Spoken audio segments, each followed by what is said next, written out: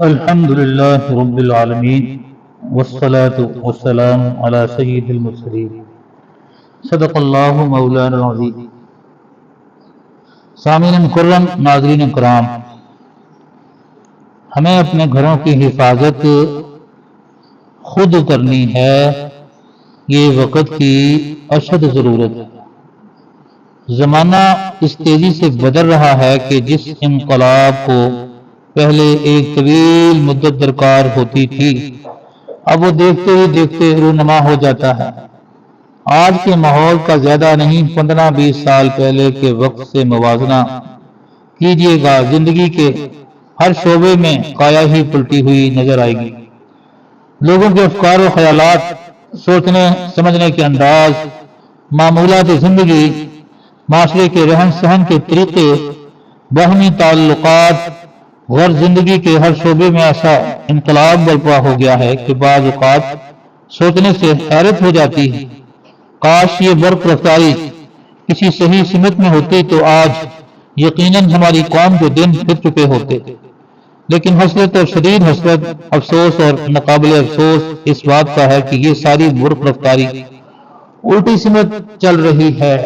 کسی شاعر حکیم نے یہ مصرع مغرب کے لیے کہا تھا، مگر آج یہ ہمارا اپنا حال بن چکا ہے، تیز رفتاری ہے لیکن جانب منزل نہیں۔ اس بات کو کب اور کس کس عنوان سے کہا جائے کہ پاکستان اسلام کے لیے بنا تھا، اس لیے بنا تھا کہ یہاں کے باشندے احکام الہی کا عملی پیکر بن کر دنیا بھر کے لیے ایک قابل تقلید مثال قائم کرے، لیکن ہماری ساری تیز رفتاری اس کے بالکل مخالف سمت میں چل رہی ہے۔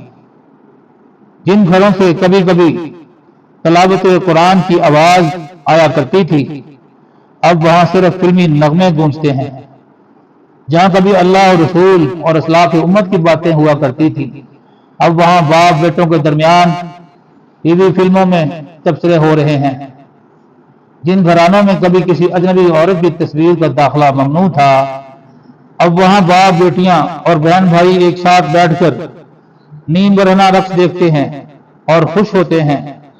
جن خاندانوں میں کبھی حرام آمدنی سے آگ کے انگاروں کی طرح پرہیز کی جاتی تھی، اب وہاں نسلیں سود، رشوت اور قمار سے پروان چڑھ رہی ہیں۔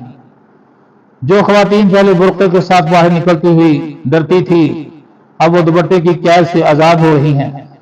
غرض اسلامی احکام سے عملی اعراض اس تبدیلی سے بڑھ رہا ہے تو مستقبل کا تصور کر کے بعض اوقات روح کانپ اٹھتی ہے۔ اس تشویشناک صورتحال کے یوں تو بہت سے اسباب ہیں، لیکن اس وقت اس کے صرف ایک سبب کی طرف توجہ دلانا مقصود ہے۔ خدا کرے کہ اسے اسی توجہ اور اہتمام کے ساتھ سن اور سمجھ لیا جائے جس کا وہ مستحق ہے۔ دینی گھرانوں کی بے فکری وہ سبب یہ ہے کہ ہمارے معاشرے میں جو لوگ دیندار سمجھے جاتے تھے، وہ بھی اپنے گھر والوں کی دینی اصلاح و تربیت سے بالکل بے فکر بیٹھے ہوئے ہیں۔ اگر آپ اپنے گرد و پیش کا جائزہ لیں تو ایسی 20 مثالیں آپ کو نظر آ جائیں گی کہ ایک سربراہ خاندان اپنی ذات میں بڑا نیک اور دیندار انسان ہے، صوم و صلات کا پابند ہے، سود، رشوت اور قمار اور دوسرے گناہوں سے پرہیز کرتا ہے، اچھی خاصی دینی معلومات رکھتا ہے اور مزید معلومات حاصل کرنے کا شوقین ہے، لیکن اس کے گھر کے دوسرے افراد پر نگاہ ڈالیے تو ان میں ان اوصاف کی کچھ جھلک خوردبین لگا کر بھی نظر نہیں آتی۔ دین، مذہب، خدا، رسول اللہ صلی اللہ علیہ وآلہ وسلم، قیامت اور آخرت جیسی چیزیں سوچ و بچار کے موضوعات سے یخلق خارج ہو چکی ہیں۔ اس کی بڑی سی وجہ اگر کچھ ہے تو یہ کہ وہ اپنے ماں باپ کے مذہبی طرز عمل کو گوارا کر لیتے،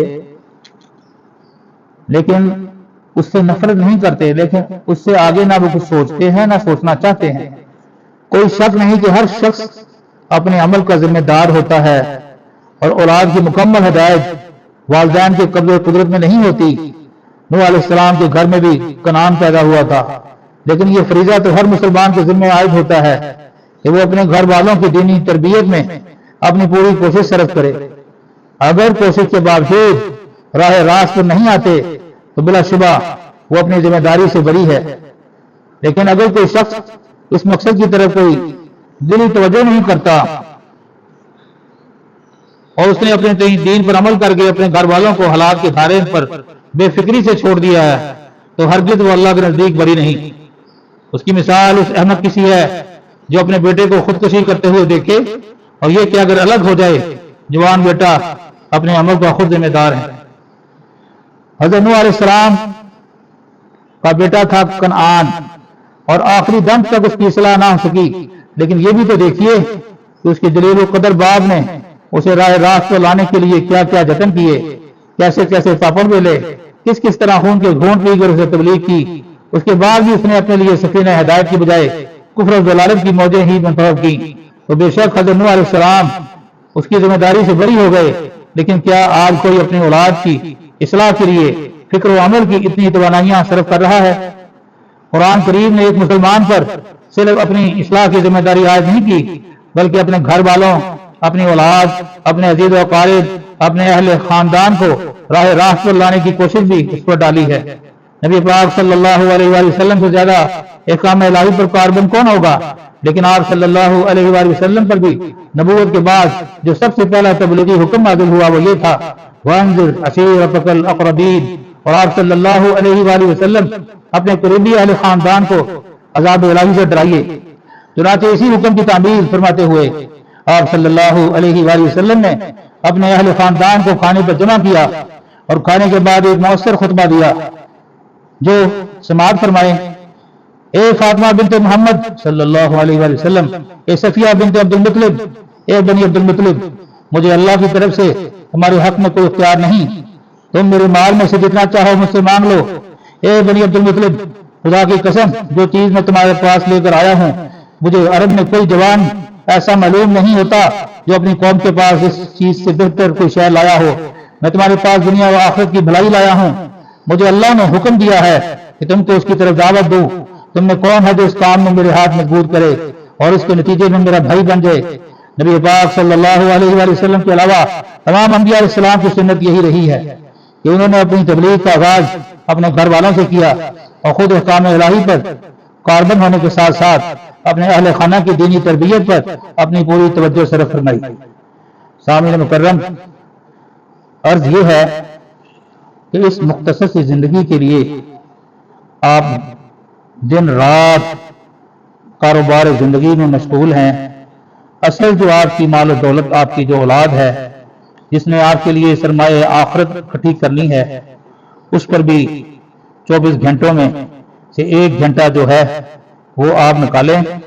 اس سوشل میڈیا کے دور میں مغربی کلچر اور ہندوانہ رسم و رواج کو اتنا فروغ دیا جا رہا ہے، جب پانی سر سے گزر جائے گا پھر آپ کے پاس پچھتاوے کے سوا کچھ نہیں ہوگا۔ اللہ تعالی ہمیں اپنی اولاد کی صحیح تربیت کرنے کی، صراط مستقیم پر چلانے کی توفیق عطا فرمائے۔ صدق اللہ مولانا العظیم۔